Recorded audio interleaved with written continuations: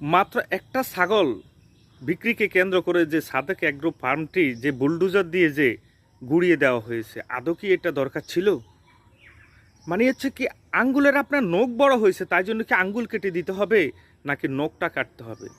নখটা কাটতে হবে, আঙ্গুল কাটতে হবে না। এই যে সাদেক অ্যাগ্রো ফার্ম, এই ফার্মে করতে অনেক টাকা কি খরচ হয় নাই? দেশের কি এই যে একটা গুরুত্বপূর্ণ একটা মেনটেনেন্স, এটাকে বুলডোজার দিয়ে ধ্বংস করে দেওয়ার তার মানে তো কোনো মানে হয় না। যদি অপরাধ করে থাকে তাহলে সাদিককে হন্দি করছে, তাহলে তাকে আইনের আওতা আনা দরকার ছিল। এই যে বুলডোজার দিয়ে এই যে একটা ফার্ম ইন্ডাস্ট্রিজকে এইভাবে গুড়িয়ে দেওয়া, দেশের অর্থনৈতিক যে ধ্বংস করা হয়েছে, সেটা কি দেশের অর্থনীতিকে ধ্বংস করা হয়েছে না?